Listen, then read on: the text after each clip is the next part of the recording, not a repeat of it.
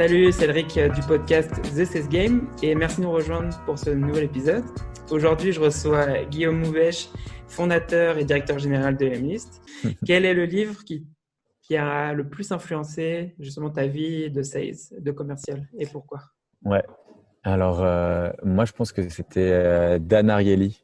Dan Ariely, c'est l'auteur et le livre, c'est Predictably Irrational. Donc, en gros, c'est tout ce qui concerne en fait la psychologie dans les choix qu'on fait. Okay. Donc, en fait, par exemple, on pense que on fait des choix qui sont très rationnels. Enfin, on fait des choix irrationnels et en fait, on se rend compte qu'on peut tout expliquer par la science.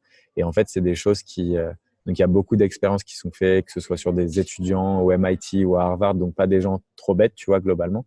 On leur fait des tests sur, par exemple, tu vois, quelque chose qui est gratuit. Pourquoi est-ce que le gratuit, tu vois, on perd de la valeur, mais qu'est-ce qu'on gagne en retour? Plein de choses comme ça, tu vois, sur typiquement, en fait, quand tu donnes quelque chose gratuitement à quelqu'un, lui, il se sent l'obligation de te retourner quelque chose à un certain moment, tu vois. Et en fait, il y a plein de choses comme ça, des biais un peu psychologiques qu'on peut réutiliser dans la construction de relations et qui marche très bien, tu vois.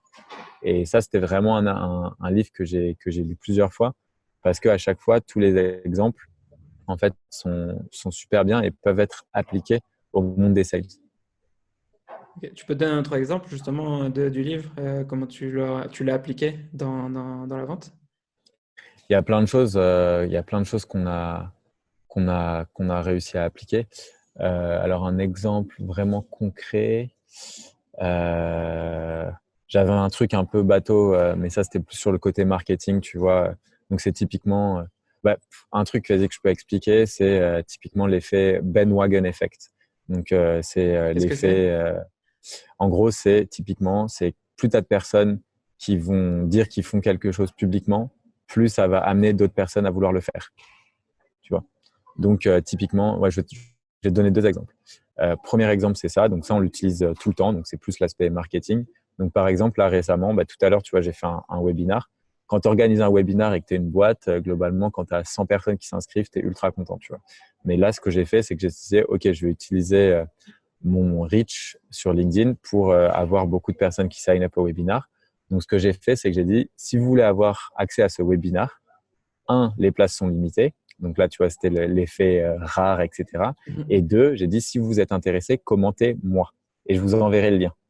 Alors que le lien, tu vois, tu pouvais aller sur notre blog, tu l'aurais vu qu'il y avait un webinar, tu aurais pu t'inscrire, etc. Mais les gens, en fait, ils ont tous commenté moi, moi, moi, moi, moi, moi, moi. Plus il y a de gens qui commentent moi, plus il y a de gens qui commentent moi, parce que tu vois, ton post a de plus en plus de reach. Donc, en fait, tu crées un post un peu viral. Et en fait, je me retrouve avec, je sais pas, des posts comme ça qui font des centaines de milliers de vues, des centaines de commentaires. Et tu vois, on a généré plus de 600 inscrits au webinar grâce à cette technique.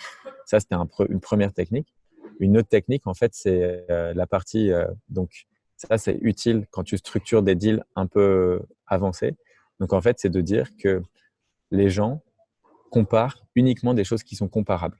Donc, en fait, quand tu fais un deal à quelqu'un, plutôt que d'envoyer qu'une seule facture, c'est toujours bien d'en envoyer deux. Pourquoi?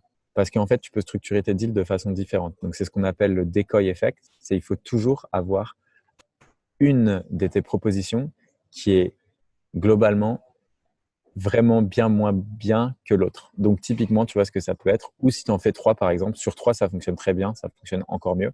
Mais c'est typiquement de dire, OK, je te prends un exemple. Tu dis, mon premier plan, tu as accès juste, je sais pas, par exemple, tu dis premier plan, tu as accès juste au cours en ligne. OK, tu n'as pas de support. Donc, c'est 29 € par exemple. Tu n'as pas de support, tu as accès juste à la FAQ. Deuxième plan, par exemple 79. Donc, tu vois, tu as un gros gap déjà, 79. Là, tu as accès au support et au cours en ligne. Par contre, troisième plan, que tu mets à 89, donc juste un tout petit peu plus cher, tu vois, que le 79. Là, tu as accès à un customer support rep, premium timing, etc., plus les cours en ligne, plus ci, plus ça. Et tu vois, tu rajoutes énormément de choses, ce qui fait qu'en fait, ce plan-là, en gros, il va être, tu vois, quand tu compares les trois, tu te dis non, mais c'est sûr que c'est celui-là qui est mieux. Regarde toute la valeur que j'ai pour ce prix-là, alors que je rajoute que 10 euros, tu vois.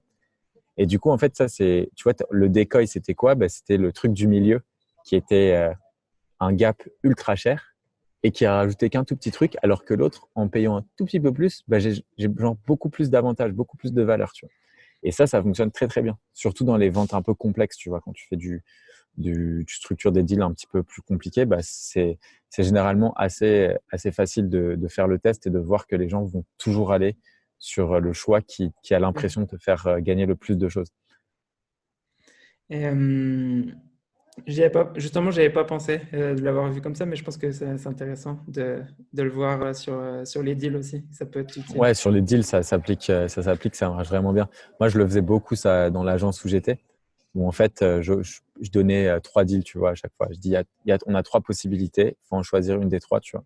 Et tu en avais une qui était vraiment genre pas chère, très abordable. Donc ça, en fait, ça te permet aussi de savoir qui est ton prospect. C'est-à-dire qu'en fait, tu fais toujours un entry price où là, tu sais que tu vas pouvoir automatiser beaucoup des choses.